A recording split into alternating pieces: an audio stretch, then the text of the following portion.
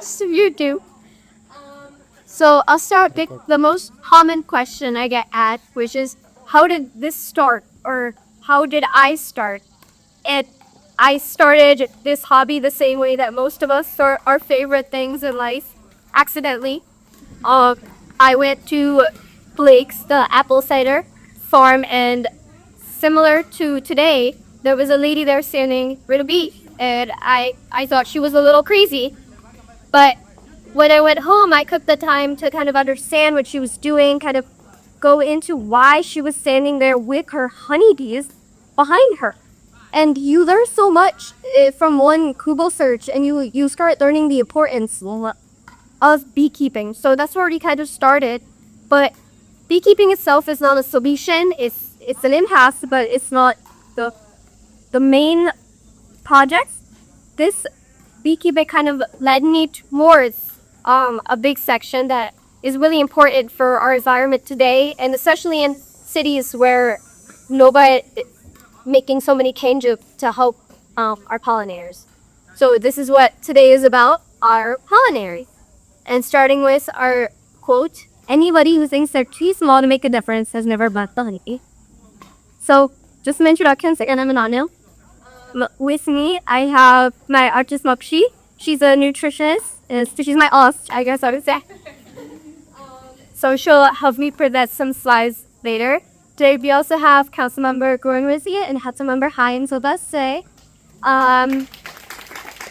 So thank you for coming, everyone, because this is, I think, one of the most important topics that we can get out there to everyone, and especially our youth.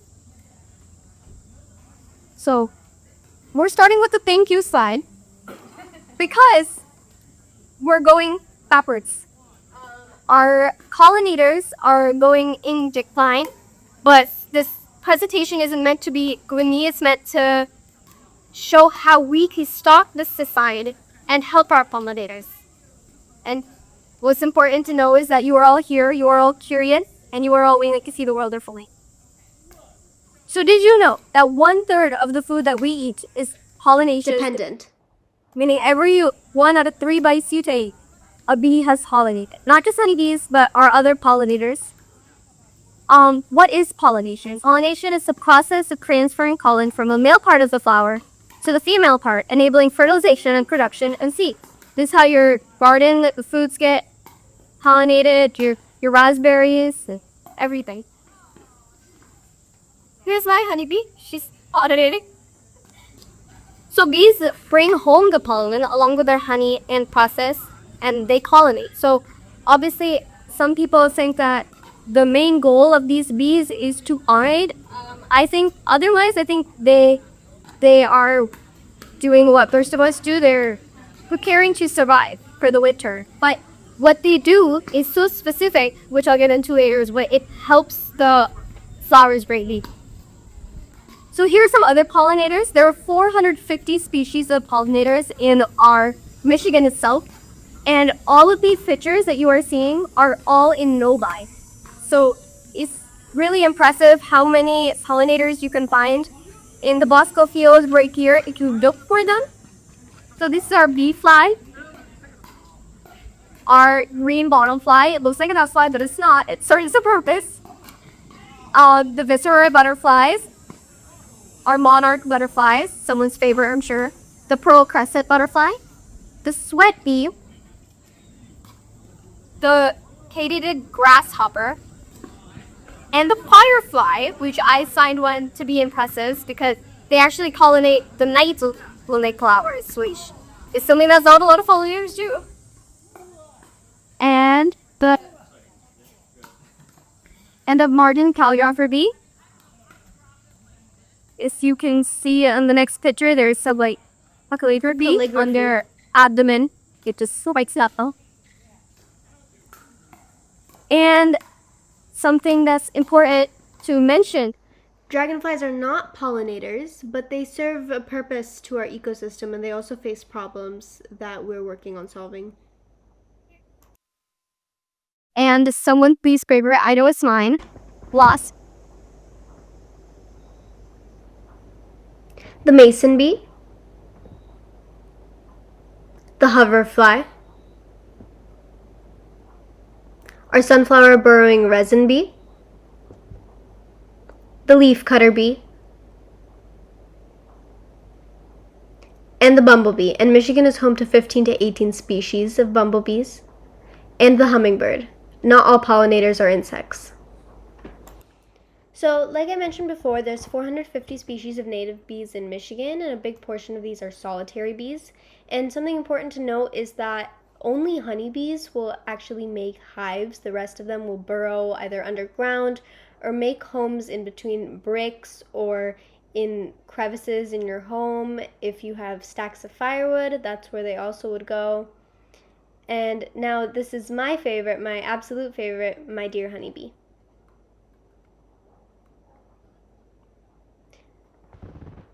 So let's talk about the honeybee. They have floral affinity, meaning that each flower that they go to, for example, goldenrod, which is blooming around this time, it's purposeful. They go there based on the season that the flower is in bloom so that they can get the most pollen and the most nectar at the time being.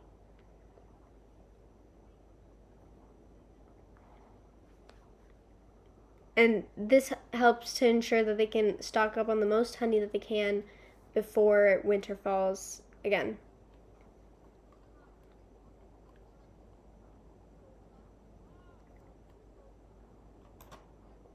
So there are 3 different types of bees in a hive. There's the queen bee, the worker bee, and the drone bee. Queen bee, it's important to notice that the worker bee, all of them are female, and 99% of the bees in a hive are worker in the Tagashi. And 1% is the drone, and there's only one queen cat. So, there's some important features you can use to distinguish these bees. The queen has a longer abdomen, has like a more visible thorax. The worker bee has a shorter wing. And as you can see here, there's pollen on her leg because there's seen coming of the velcro texture which stick very well to pollen, and this is what they collect with flower. And the drones, they have these huge bulb eyes. They look very scary, and they have a larger abdomen. Okay. This vehicle need different types of bees in the hive. The orphan bees, the field geese, and spike bees. If you look over there, those are hive bees. You could tell because when we went into our colony, these were the bees that were in the hive during the day. So the bees that were field bees were actually not even there. They were out foraging. So we know that these are hive. Some of these have different life cycles. The bee have different stages of egg larva, of the time they exhibit in a cat's cell, and the pupa. What's surprising is that the drone, the male bee, you may know, does not do much work in the hive. And the queen does a lot of work, and the worker bee does the most. What's surprising is that the drone bee takes the longest to hatch, and queen bee is the fastest. Only 16 days. So, hatch pretty fast. And a queen bee will lay up to, in the peak of the year, a queen bee can be laying up to 8,000 eggs per day.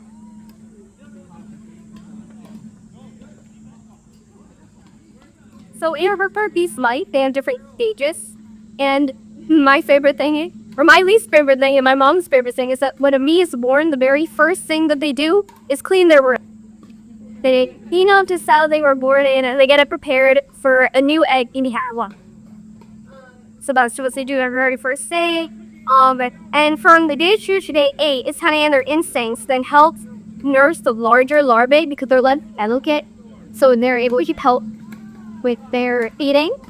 As they get a little bit older, they are able to feed younger larvae. They can feed the egg even. And rain and the queen, they are like they in wax production, and they store bright pollen. The older they get, they start storing nectar, honey, and they help regulate the temperature and do other maintenance like carrying out, feed the egg dye inside the hives. they get older, they begin to fly. So mostly don't fly through all 3/4 of their life. It will fly after they get stage 21, which is already for going outside the hive to guard and subject some colony, and they help with orientation crisis. So, like some people orient high school, they go outside their hive and they just get a view of where they are and try to understand. And from every day afterwards until they die, they forage for pollen, nectar, and they show other bees where we go. And they sell new hope. So where are bees from? The bee. There are many different types of bees, but most of them fall under one category, which is Agasmelifera. There are giant human bees, there's William bees, Rutgerian, African, and there's also Africanized. Another category is Sinisthiana, and with that, Indica, Botanica, Censorana, and Singracy. So these are from, they're indica species, and we met them when we were in India actually. And this is Apis yorta, one of the honeybee species that people have it able to domesticate, which is impressive. They have this defense mechanism where they all kind of do this riffling effect, which scares off. So the Caucasian monkey is from your Middle Eastern area, and they have so their origin and their coloration. These things all impart to their lives and how they produce. And this is why there are some issues of honeybees, because depending on your production level, we do this as a hobby. So we have Amos out there. Yeah. Yeah. Our Italian bees, they are very docile, they're very gentle, but they produce honey slower than African bees do. But these African bees, they tend to be a little more aggressive, a little more defensive on their honey. So depending on what you need, that's how beekeepers usually pay or keep their bee. They're Italian honeybees. Some things to note about them, they have a lot of adaptability, which is why throughout America, you'll find that, if you ever go into this again and try to see what species of bees people have, most of them have Italian bees. They're very adaptable. They're able to survive through our Michigan winter, which is quite reflective because they have to hold on to each other pretty tight. And there's the Indian honeybees. You can guess that these ones aren't as adaptable with its warm throughout. And there's maybe in a line where you can anywhere in the spring, like for example the Fadi is hall. And there's different species, they have different nesting habits. I'm sure if somewhere in Michigan there's some wild time in a tree. It's pretty impressive how they can fit themselves in such a large superorganism into a tiny crevice and just use everything they can. And most importantly, their pollination role is a lot more important than mites work because they're able to get to more places. They're able to do more work. Example. So bee communication is one of the things that people are still studying. The first person to study this got a Nobel Peace Prize because you can imagine it's how difficult that is to research, especially when it's a bee lifespan of over 4 to 6 feet. There's pheromones, and the three most potent pheromones that they produce are alarm communication, on already defend, or recognition. A fun fact for you is that bees don't like the smell of banana, so they tend to, just get agitated at the smell. Interesting. And a very cute say I think is bee dancing. They use different dancing, and they use the sun, like a sundial, but they make their body into the sundial, and they share the location of a large amount of flowers in each stage. So there's brown dances, waggle dances, pickle dances, and what's important, you can see that they're doing it so they cut their body up, their mass ice, and cut the really fast. How they're directing the mass. There's also Sestunia, which is a big phenomena where the bees like we do with our article thing. And since they're all the same size, they're able to measure things perfectly, and that's how they're able to make such amazing hexagon shape. And they just pull each other's hand. They measure something, and some other bee will put some wax down and then stay like that for a few hours until they have the bare outline. So another fun fact for you: this is in the room. The bees go from the burial age had sibling hard work occasions. They they showed they should. So this is the bully. He's wearing a cloak of bees, and so it showed bees have always been an important part of our history. If people just looked in there. I'm sure people often wonder What do the bees do in winter? So the bees are able to maintain their temperature internally in the hive up to 95 degrees Fahrenheit. So although in 2018 to 2019, US reported losses of 38%, which is the highest ever reported, and it is much higher than what beekeepers would consider sustainable. Sustainability is a big part of beekeeping. We want to make sure we're doing the best thing for our native plants and animals. In 2024, US beekeepers experienced a catastrophic honeybee colony loss, with commercial operations reporting an average loss of 62%. So bee democracy. They have been our role models. The Romans used bees as part of this setup of how they should work their own government. They can fight oppressed. People think that the queen is Sun. She makes every decision. Well, in fact, she does not make one. She lays the eggs, and the worker bees decide everything else together. So the definition of bee, which is in all of the species, apis, is superorders. They work together perfect. This is what humans can't do. They are so synchronized, and every year they want to make a distinct. Do they have enough space to grow for another year? If they do, they stay. If you don't, it's time to find a new breed. So the sassies, which are the older bees, they come together and they start making this decision. And once they decide, for example, if they need to move back, then they start going out and finding new locations. Say we have a bee Laura and a bee Wendy. Laura and Wendy go to different trees and they scout for different locations. They come back and they talk amongst their other bee friends. And Laura says, this tree was perfect. It was in the right height. It was far away from everyone else. There were flowers nearby. And Wendy says, my location was closer to Hope's. There were flowers, but it wasn't as great. And they immediately decide to go with Laura's. They don't argue. So they agree. Now this is where we are going to go. So let us go. They start moving together. They tell everyone, okay, this is what we're going to be doing. And so overall, this process is called swarming. In some cases, they take the queen with them. In some cases, the queen initiates the move. In some cases, they leave the queen lead. Let's say in this case, they take the queen with them. They all fly together, and look interesting is obviously it is their firing. But she can't fly for long because she's long.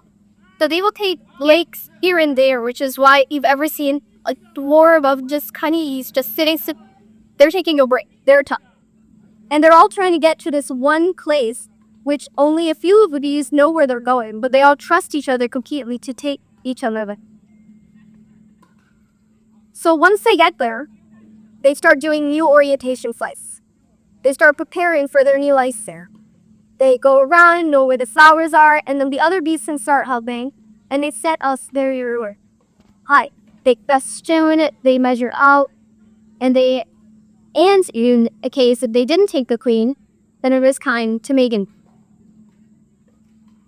So here are a few types of managed ads. Are the delay straw hive, and there is a top bar hive, which was invented in Kenya because most of the beekeepers there were women, and they found it easier they're thoughtless, that it's heavy to lift a frame that's covered in honey, because starting at a pound or two, at the end of the frame, it can be 10 pounds. And if you add 8 of these per box, that's a lot of weight. So they designed this so that it could be lighter to lift. There are low hives. They're a little controversial in the bee world. Yeah.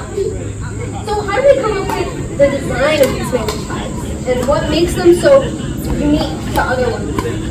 It starts with a study of their anatomy. What's their size? How do they measure? They studied, for example, again, festooning, right? They need the space, they need the right amount, because if you don't take care of this space, which beekeepers call a bee space, they go crazy like they would if they were in the wild. They build wax everywhere, which is difficult for us to manage, not for them, but it makes our lives harder, which is why they were able to make such hives. So the contribution of $15 billion are in the worth of the crop pollinating in 2024. Since bees are on decline, people have started having humans be the ones to pollinate forks. So this is how much money we go into that. It was never worrying. 51.7 pounds is the average yielding for honey. And it's down 6% because of colony clap. And one wet of a teaspoon is how much a honeybee makes in her lifetime. So it's not a lot. By the end of our season last year, we had 70 pounds. So you can imagine how many bees had to go through their lifespans throughout the summer for that much honey to be created. So you can see the population of managed hives. This was a big thing in the night. It's because it was a source of income, especially during World War I and II, and especially after Bakshi. But it started going down because of the many factors. In Michigan, for example, you could say the cold. But it's not just the cold. The bees are able to sustain themselves for a week there, and that would be varroa mice. Now imagine ticks when they get on us. They kind of fold onto you, but you're able to flick it off. Now these varroa mice, the bees get all off. They stay onto you, and would kind of make them sick. Like you would have fever. You're able to work. You're tired, and you have work to do, but you don't want to do it. So what makes this even worse is pesticide. There's. Now, the influence of flora. So notice that, so this is one of our frames, and on pass of them is not funnily, it's solar. So the color vary depending on where the bee will go to collect the pollen. If they went to a sunflower, for say, and if they went to a goldenrod, the colors would be different. And later in the season, when you harvested the honey, you could be been able to say more.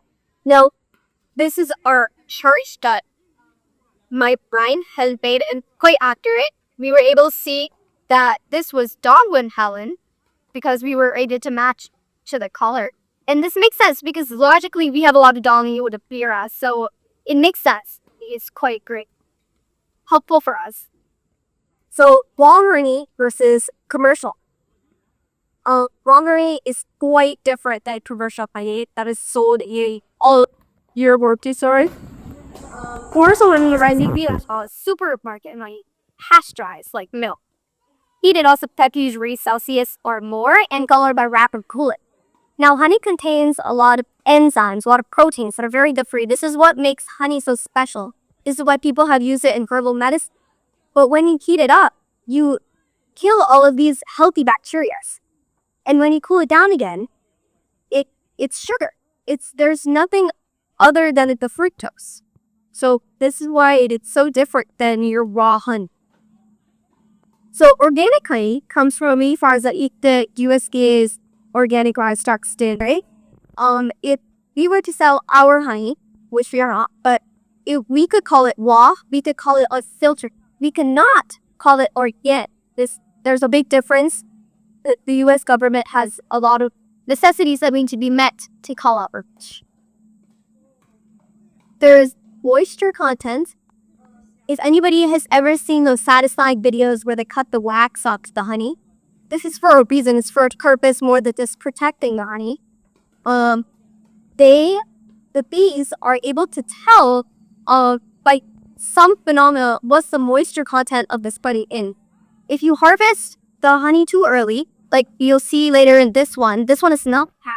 So the moisture content higher than 18%, meaning it's still too runny, still not right.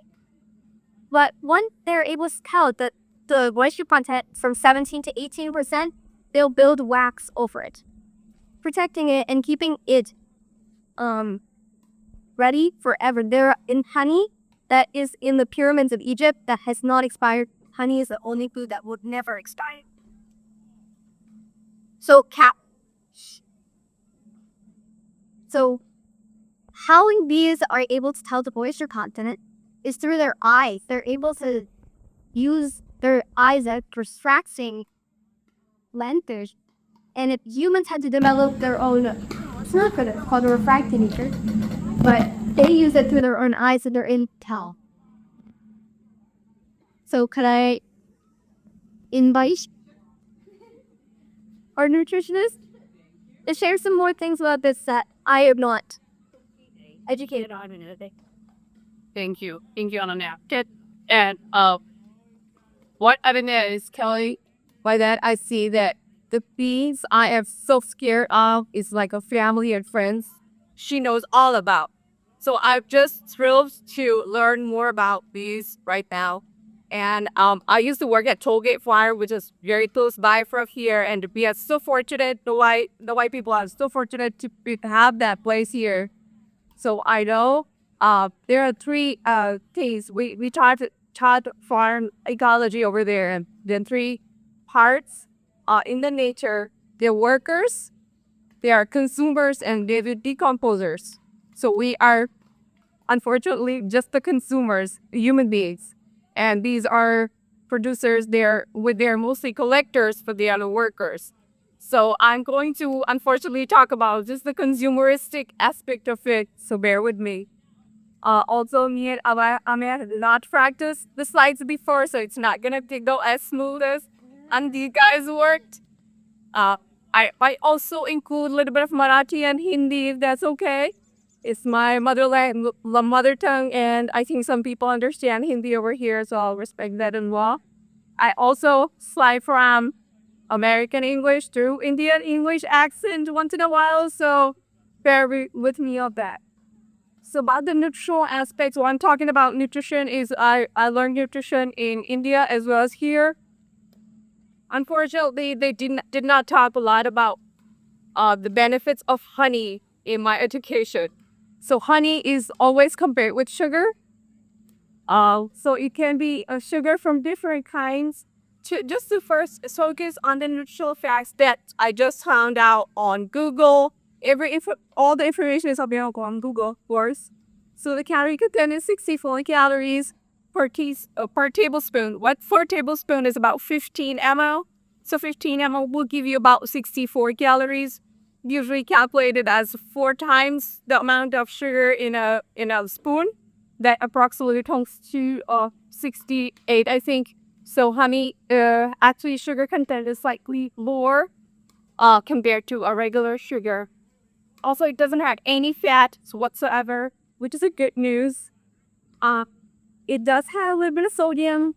Dietary fiber is 0, to be very frank, but there is minute amount of dietary fiber that is present, and that minute amount makes a big difference, and we'll talk about that in a little bit. There's a little bit of iron, potassium, vitamin C, and protein, which also that minute amount makes a big difference. And the only reason I'm saying that is we talk about food as medicine. So when we say that food as medicine, it's twofold. For a person like me who do not like medicine, food is food for me. So I would actually consider that a very purest source of food, to be very frank. And on the other side, food as medicine means you have to have it in a very minute quantity, comparatively. So to get the best benefits, because it also contains sugar, which so we have to balance it out. So taking the benefits but not getting the hard like too much honey would also not be good for our eye. So a slight base, thank you. So we are going to compare the sweetness of various sugars in the next slide. And the basis is the glycemic index, calories per tablespoon, nutrient content of other nutrients just talked about, and the main sugar type. Yeah, we'll look at my slide. I know it's a very minute slide, you might not be able to tell, but we're comparing honey to table sugar, a regular sugar, to maple syrup. We get that a lot in Michigan. Agave syrup, which but I think we call it kakui, and coconut sugar, another good source, and molasses. So we're just comparing the glycemic index. The first column is the glycemic index, the time it takes after consumption of the food to make it into sugar into our bodies. So we want that to be as low as possible. So lower glycemic index is better for us. Well, what glycemic index of your food, Levy? So these are the numbers. Honey falls. There is a range, and I think Adanya will be able to tell us more about wine, like which flowers probably gets the honey that is low glycemic index, because there's a wide range of 35 to 60. That's a bigger range. So we are actually targeting for 35. If we get that, the low glycemic index, I think is really good. Table sugar is 65, so it's higher than the highest of the honey of that blossoming index. Maple sugar is lower, thanks to maple trees in Michigan. That more, but it's still higher than honey. Agave syrup is still lower, 15 to 30. That's not too bad. Coconut sugar is really good, 35. Glycemic index, that's good. Molasses is still on a slightly higher side, KG5. If you compare calories, there's quite differences everywhere. The highest would still be honey. It's 64 compared to the lowest will be, I think, coconut sugar. It gets more in calories. So we can choose which sugar fits our dietary needs the best, and we can always have more variety of sugars. So to give us variety of nutrients, because nutrient array is really wide, can give you trace minerals. Honey actually has a lot of antioxidants, we call them, just to relieve the stress of the body, stress our mind. So it has a lot of vitamin A, precursors, vitamin C, vitamin B5, and vitamin E, which is really good for our bodies. And we do need those every day. If you can have those, that would be really wonderful. Sugar whatsoever does not have any other nutrients. It's just sugar, and it's just carbohydrate in that. Maple syrup will have manganese and B. That is really good. That sugar doesn't have a lot. Wooden sugar still have, it will have iron and Z, along with carries and antioxidants, and molasses will have iron and calcium. And main sugars coming from honey would be fructose and glucose. While the sugar from the regular sugar is sucrose, and everything else would be sucrose or fructose individually. And yeah, we just talked about antioxidants. So go to the next slide real quick. This is kind of comparison where we so yellow would be the glycemic index, and orange would be calories per tablespoon. So we are actually moving at the honey, the first one is honey, and the second one is tea. We should actually try to switch the amount of sugar and glycemic index. So if you were going to choose, this would be a better option because it's going to get released in your body. The sugars are released very slowly. That is so much better. What is if I'm just going to talk about just the nutrition of various sugars, I would actually go for agave syrup or coconut sugar because sugar content just low as well as the glucose the glycemic index is low. Let's get a rush through this one. So we'll go to the next slide. Go. Oh yeah, you just added the photo. See, that's what happened. The next slide. There's a lot of benefits are told in Ayurveda. So actually, I'm not an Ayurveda expert. I'm not a doctor, just a nutritionist. But I'm just gonna add a few. So again, they talk a lot about three. So we call it. What do they call it? So three sattwas or kapha, pitta, and vata is the, I think, I don't know the exact name, but those get balanced in our body when we have with kari. It's usually ushna for the body, so we call it like it generates heat in our body. So whenever we have it, again, the quantity restriction is important. You cannot have like gallons, of course, not gallons, but maybe glasses of honey like you drink wine. If you don't want to have that, it's not that they're great when it comes to nutrition. So we'll go to the next slide where it talks more about the health benefits in the stress Ayurveda. It aids digestion. So the micronutrients that are present, not the micronutrients, it's prebiotic. So actually, when it goes into the body, your body is going to tell you that the good bacteria are going to survive. So it's a good food for the good bacteria in the body. So prebiotic is that power is going to help in digestion. It's going to help into the upper respiratory tract health of our body. So it does support respiratory health.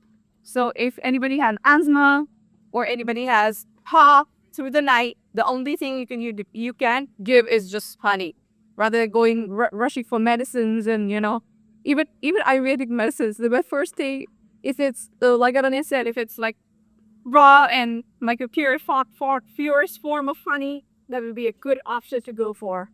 In combination with turmeric, halal, and ginger or black pepper would be a great combination to reduce the cough.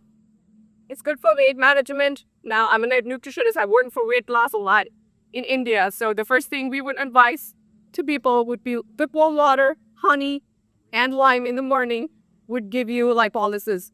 Lipolysis is breakdown of body fat. So slower is better for me. For any nutritionist, we usually advise is for weight loss is always a long-term weight loss. So then a really good idea. But when healing and skincare, simple things like just put it honey mixed with lemon juice on your skin can get the tan off of your body. It's really very basic and simple, so we can occur on those things. There's no harm on that. Trust me, because I've been using that. Antioxidants and that we really talked a little bit about. So a little bit of honey every day would take you a long way. And when you have herbal medicines or any medicines for that matter, if you want to get the medicine deep into the tissue, which we really want to be able to be healthier again, we do need that carrier, and honey is that carrier. So rather than like how they say, a spoonful of sugar makes the medicine go down. So a spoonful of honey would be a better way to get your medicine down, and then it work well. Thanks, ways I put that in. Well, last time. Yep. 3 tips, very work. You follow these. Never heat your honey, like Amanya said before. It reduces the antioxidants. They are heat volatile. You do not want those good antioxidants to evaporate if you want them in your body. So do not eat your honey. You can, if you're drinking something that is fine, you lukewarm, you put honey in it, and that's fine. Don't just boil it like. Avoid taking honey with ghee, because that brings toxicity to the body. So the Ayurveda says have it separately during the day. That's fine, but do not mix it the same proportion. That's where you have it. Also, always use raw unprocessed honey to get the best benefits of it. Now in India, we do practice a lot of what's it?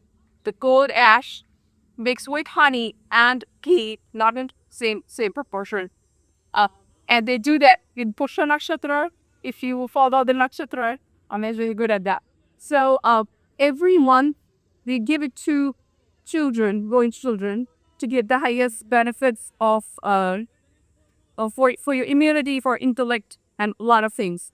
Now, there's not been a lot of research like in journals on that, but this has been followed for a long time, for most decades or even centuries in India. And that is persistently happening every month in Pune for sure. I know I'm from Pune, so I know I've given it to my kids. So they were there, and it has worked. I think not wonders. I wouldn't say. Look, my kids are the way they are. So, but that's really good. That is one thing. If you're considering going to India, uh, get that. There's no harm in doing that. Just follow the dates. I think you'll find it online again. Um, that being said, I think I just want to add, uh, nutritional science in India as well as here advises not to give your child honey below the age of 1 year old. Well, what 1 years. So it's mainly to there is linkages with botulism, which is a neurological disorder, and there needs to be more research for sure because in India, uh, I think I'll take Chang Marty. Apart sa itong mula na, paano like Novajat Barana. So there is a custom where they give newborn honey on their tongue as they are born. So that method is it's challenged. That is linked to botulism, and it advised not to do it. My son loved it. Just because his grandparents were there and they were just excited to follow the tradition. So so going okay. But yeah, I will always advise you to consult your doctor. Of course, your doctor is gonna say no because I've asked so many doctors and they're like, no, no. So wait until 1 year old if you can, but just make sure give it to your children. You take it as a medicine. I know I don't like medicines. I don't want to call it medicine, so I take it as a honey. So just one lick drop of honey every day would take you a long way. All right, thank you.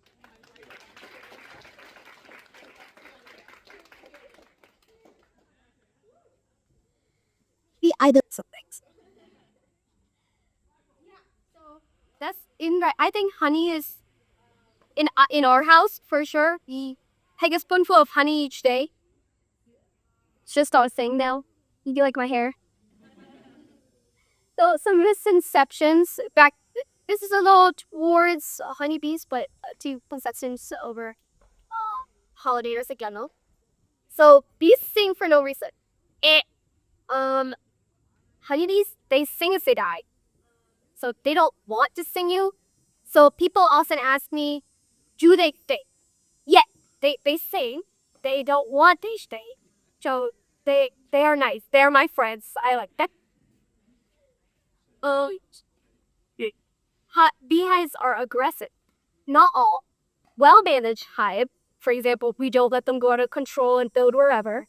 They are typically not aggressive, and it also can depend on the weather. So, for example, we had this one incident where we went when it was cloudy, though a lot of these field bees that can fly were in the hive. So they all started coming up and they were all confused because they never really seen us with some right because if they were out of the hive when we were there, I wouldn't know us. So they weren't too happy to that, but we did. All bees make honey. Wrong. Only honeybees make honey. None other species do. All bees make hive. Incorrect. Honeybees make hives.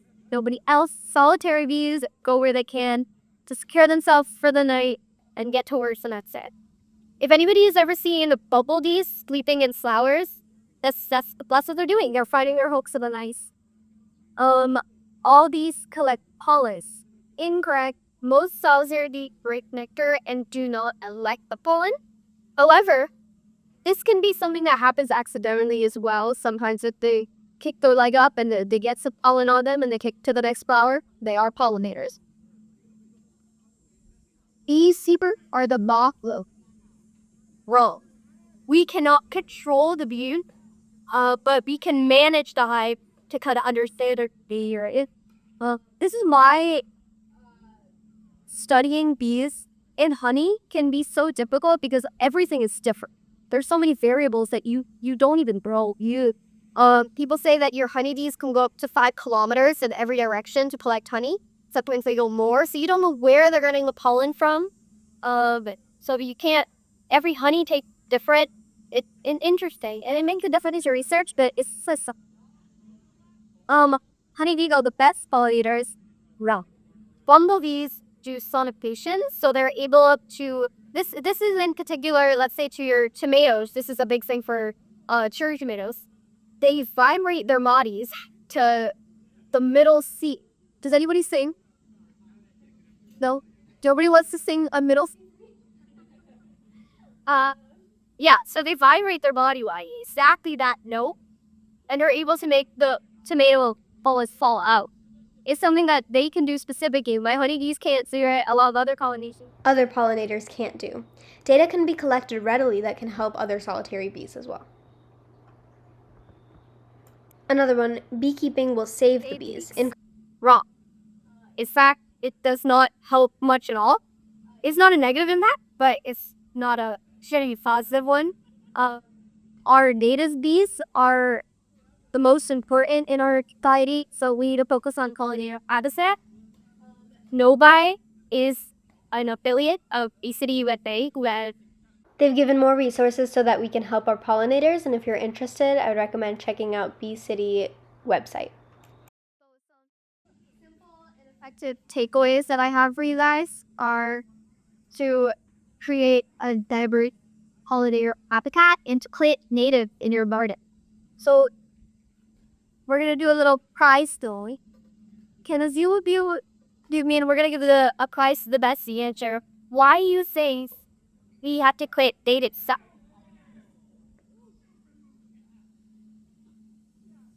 Can you repeat the question? I guess you did.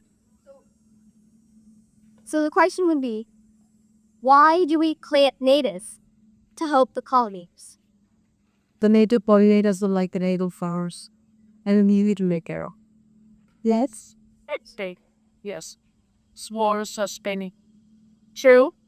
Some think that the native flowers are weed, and they tend to use annuals or other English characters. Great. But we reduce importing bees. True also. How native plants build roots that grow 5, 12, even 13 feet under the ground. Yeah, they have the best our pollinators in the region.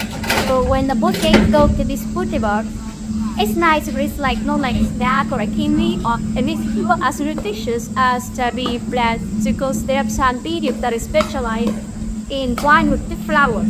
If those flowers are not, they don't have real nutrition, and the fruits have a very strong decay in the amylase. Ace, everyone. You have a prize for someone? I'll go run out there at the end. Maybe a few more. So yeah, they're ECD USA in this end. If you want to scan the QR, so there's a lot of information that you can learn. This is fossil field, which I just realized earlier today, connecting somewhere through here. It's amazing. You can go there. I could sit there for hours. You know, there's so many pollinators. I go in and out. You find so many species that I've never seen before. There's a lot in Mission, and it's really exciting to see.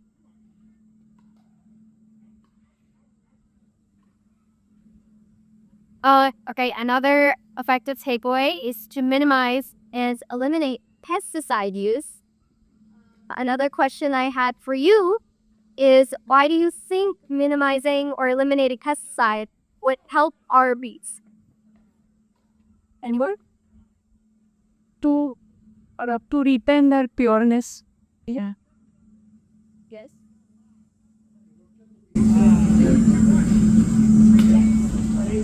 Kills snaky white flowers and So an example I'll give you is the dragonfly. They're not pollinators, not purposeful pollinators anyway. There's kind of this negative feedback or positive snowballing that happens. You use pesticide to kill mosquito. You put them on the flower, but who ends up waiting there for their prey are dragonflies. The dragonfly pulsates and the dragonfly dies, and there are more mosquitoes, and so you have to use more pesticide. So there's less dragonflies and there's more mosquitoes. It keeps snowballing. It's an endless effect. So it's important to protect the insect that are pollinators that help us do the work, that can minimize our use of pesticides, and it's economically feasible too. So, in my last effective takeaway for you is to spread awareness and discord conservation effort. So, for example, uh, provides obesity of diet. If you are interested in getting healthy honey, not supermarket honey, I'd recommend go to some farmer markets. A common quote between beekeepers is, "You don't know your honey unless you don't know beekeeper." So it's really nice to support a beekeeper in a farmer's work, or as such. So, and to end with the same quote before, I would say, anyone who thinks they're too small as to make a difference has never met the honeybee, and now you have.